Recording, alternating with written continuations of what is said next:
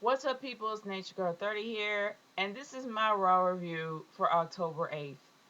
I gotta be real. This one I thought that my tradition was going to literally be gone and disappear.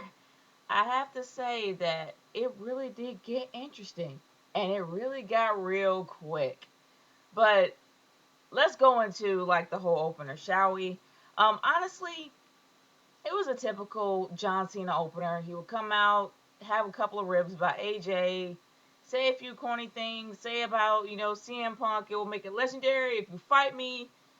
I'm telling you, with no sleep, hail, or dead of night will keep John Cena from coming to a fight. Seriously. That's pretty much will sum everything up right there. John Cena will come with a bruised, beaten, bloody, broken arm, not even caring just to be a part of the entire action. That's pretty much how it is. But I have to say that there were there was one segment and two matches that I actually did enjoy. Sure, the tag team tournament wasn't that bad. The matches were pretty. I mean, the match itself, like the actual wrestling inside of the match, was pretty good.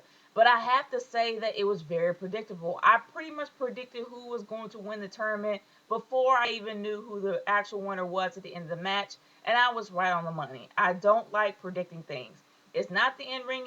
It's not the in ring ability. It's not the chemistry between the two tag teams. It's just the outcome. The outcome was far too predictable, so it was just something I really couldn't get behind, and that's why I didn't care about these matches. But moving on from there, I didn't necessarily care about the Divas match because let's face it, when it comes to the actual storyline for these divas, it is so mediocre and thrown in there. It's just you can tell they didn't really put any effort into it. So I really didn't care much about it. But honestly, I really did like Sheamus versus Wade Barrett. This was a match that I believe that was pay-per-view in the making, especially the fact that the Big Show got involved, and especially the fact that Tensai got involved. I really did like that. It was like a confrontation between two guys, possibly more than one feud, and it kind of teases that, and I really do like that. I really do. The best segment of the night for me was the Larry King segment between Kofi Kingston and The Miz. I thought that was a really great segment, absolutely wonderful segment, because it really made The Miz shine as a heel. Not to mention it did tease a Kofi Kingston Miz feud, and I'm really am looking forward to that because these guys are really great in the ring. Not to mention that they have the speed that could possibly match each other. So I really did enjoy myself there. But the one thing I have to say is that yeah, I kind of tuned out towards the middle part of the third hour. So there was not a lot of things that I did catch or cared about, but I happened to catch the main event. Now I wouldn't be surprised. A lot of people were talking about this, and when I looked on Twitter, yeah, a lot of people mentioned this. CM Punk going in a crowd. Now let's talk about the main event as a whole before it got started.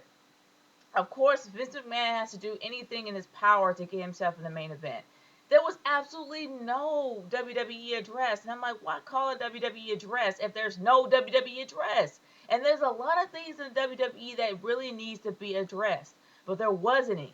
And I'm just like, seriously? But it was a given that he wasn't going to acknowledge anything on the air. And because nothing's wrong. I mean, but anyway, this moves on to the main event. How CM Punk interrupted Vince McMahon, like he interrupts everybody, and it ended up being a main event between him and Vince McMahon.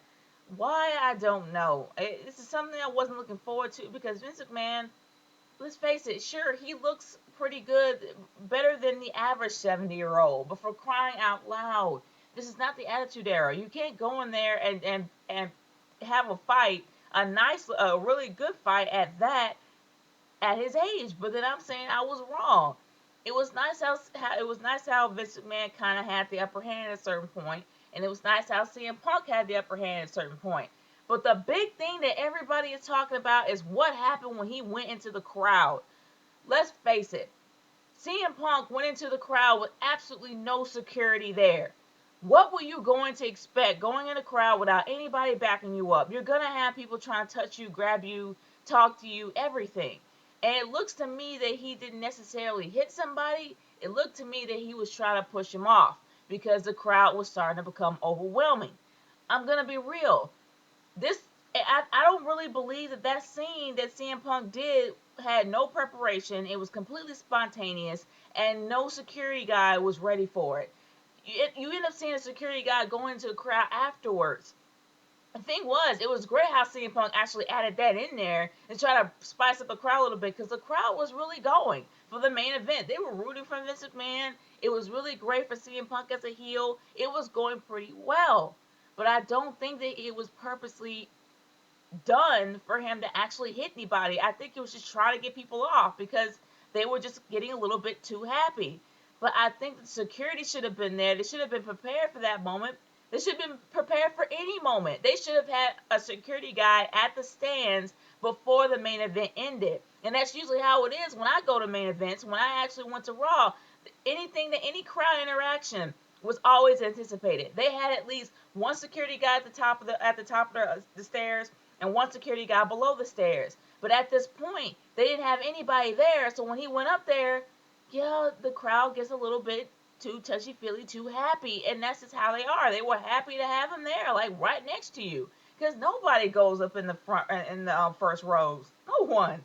But either or, it wasn't a bad Raw. There were two. I mean, the matches themselves were really good. The first hour was more talking. The second hour actually had more wrestling, and the third hour was the main event. So I have to say it wasn't that bad.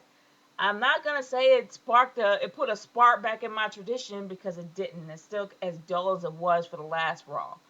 But I have to say that it was somewhat of an improvement, and maybe Vince McMahon is noticing that people are starting to not tune in that much with that 2.5 rating, and things may change. So I'm gonna remain hopeful. But I want to hear what you guys have to say about this. Leave your comments in the comment section below or send me a video response. Because, you know, I mean, I know a lot of people are going to talk about CM Punk possibly hitting a fan. But I'm just going to try to be a fair reviewer about this and just think about the whole thing overall. But I still want to hear what you guys have to say. It's Nation Girl 30 signing off. Peace out. Later.